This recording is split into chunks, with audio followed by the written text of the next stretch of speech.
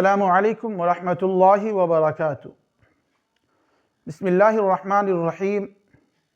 سورہ بقرہ رکوع نمبر 2، اس کی آخر کی 4 آیتوں میں، اس رکوع کی اخیر کی 4 آیتوں میں اللہ تبارک و تعالیٰ نے منافقین کی حالت کو اور منافقین اللہ کے نبی کے زمانے میں کتنی طرح کے تھے اس کو بیان فرمایا ہے۔ اللہ کے نبی صلی اللہ علیہ وسلم کے زمانے میں منافقین 2 طرح کے تھے۔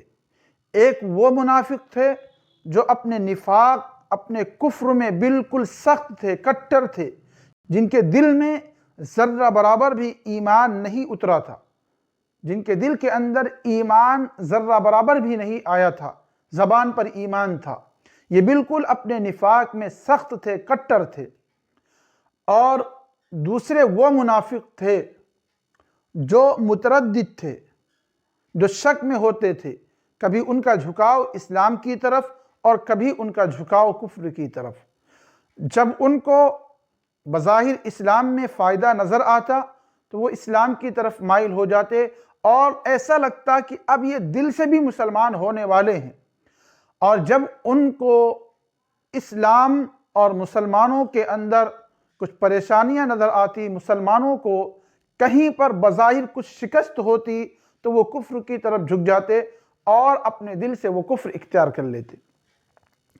اللہ تبارک و تعالیٰ نے ان دونوں منافقین کی مثال اور ان کی حالت کو قرآن مقدس کی ان آیات کے اندر بیان فرمایا ہے۔ سب سے پہلے جو کٹر منافق تھے ان کی مثال بیان فرمائی، ان کی حالت کو بیان کیا۔ مثلہم کمثل الذی استوقد نارا، کہ ان منافقین کی حالت اس شخص کی طرح ہے کہ جو کسی جنگل اور بیابان میں سفر کر رہا تھا، کسی جنگل اور بیابان میں موجود تھا۔ وہاں پر ہر طرف تاریکی ہی تاریکی تھی، ہر طرف اندھیرا ہی اندھیرا تھا۔ خطرات سے بچنے کے لیے اس نے اپنے آس پاس میں آگ روشن کی تاکہ روشنی پھیلے اور وہ اندھیرے سے محفوظ رہے۔ جب اس نے آگ جلائی، آگ جلانے کے بعد آس پاس کا علاقہ روشن ہوا، وہ خطرات سے محفوظ ہو گیا۔ لیکن تھوڑی ہی دیر کے بعد وہ آگ بجھ گئی، تو جس اندھیرے اور جس تاریکی سے بچنے کے لیے اس نے آگ کو روشن کیا تھا، وہ خطرات اور وہ حوادثات اس کے ساتھ پھر سے پیش آنے لگے۔ اللہ فرماتا ہے کہ جو یہ کٹر منافق ہیں، ان کی حالت بھی اسی انسان کی طرح ہے کہ ان منافقین نے جب زبان سے کلمہ پڑھا، ابھی تک تو وہ کفر کی حالت میں تھے، ان کا دل، ان کے آس پاس سب کچھ اندھیرا ہی اندھیرا تھا، تاریکی ہی تاریکی تھی۔ لیکن جب زبان سے انہوں نے لا الہ الا اللہ پڑھا تو اس کلمے نے گویا کہ ان کے دل کو، ان کے آس پاس کے علاقے کو روشن کیا، روشنی آئی اس کلمے کے ذریعے سے۔ لیکن جب یہ کلمہ ان کے دل میں، یہ ایمان ان کے دل میں نہیں اترا،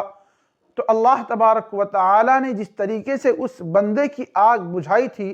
تھوڑی دیر جلنے کے بعد، جب تھوڑی دیر آگ جلی تھی، آس پاس کا علاقہ روشن ہوا تھا، وہ خطرات سے محفوظ ہو گیا تھا، لیکن جو ہی وہ آگ بجھ گئی، پھر سے خطرات اور اس کے دل کے اندر جو وسوسے تھے وہ پھر سے آنے شروع ہو گئے۔ اللہ فرماتا ہے کہ ان منافقین کی حالت بھی اسی انسان کی طرح ہے کہ جب زبان سے اس نے کلمہ پڑھا تو یہ اب خطرات سے اور تاریکیوں سے محفوظ ہو گیا، لیکن جب دل میں کلمہ نہیں اترا تو پھر سے تاریکی چھا گئی، پھر سے ہر طرف اندھیرا ہی اندھیرا، پھر سے وہی خطرات، پھر سے وہی حوادثات۔ آگے چل کر اللہ فرماتا ہے صم بکم عمی فہم لا یرجعون، کہ یہ اپنے نفاق اور کفر میں اس قدر سخت ہیں کہ اب یہ اسلام اور ایمان قبول کرنے والے نہیں ہیں۔ حق ان سے کہو گے یہ کان سے سنیں گے ہی نہیں، اور حق ان کے سامنے آئے گا تو یہ حق بولیں گے بھی نہیں، اور حق بات کو اپنے دل میں کبھی اتاریں گے بھی نہیں۔ یہ اپنے نفاق میں اس قدر سخت تھے۔ اور دوسرے قسم کے منافق وہ تھے جو کفر اور ایمان میں متردد تھے، کبھی ان کا جھکاؤ ایمان اور مسلمانوں کی طرف، کبھی ان کا جھکاؤ کفر کی طرف۔ جب ان کو لگتا، بظاہر ان کو نظر آتا کہ اسلام اور ایمان اور مسلمانوں کے ساتھ رہنے میں ہی ہمارا فائدہ ہے، تو ان کا میلان اسلام کی طرف ہو جاتا اور قریب ہوتا کہ وہ مسلمان ہو جائیں گے دل سے بھی۔ لیکن جب بظاہر مسلمانوں کی شکست ہوتی تو اب ان کا جھکاؤ کفر کی طرف ہو جاتا، دل سے بھی وہ ابھی بھی کافر تھے، اب ان کا کفر اور بھی زیادہ سخت ہو جاتا تھا۔ ان کی مثال اللہ تبارک و تعالی فرماتا ہے او کصیب من السماء فیہ ظلمات ورعد وبرق، کہ ایک بندہ جنگل اور بیابان میں سفر کر رہا ہے، سفر کرتے ہوئے آسمان سے موسلا دھار بارش ہوتی ہے اور بارش اپنے ساتھ اندھیرا اور تاریکی لے کر آتی ہے، اور اس بارش کے ساتھ ساتھ ہی آسمان سے بجلی کی چمک،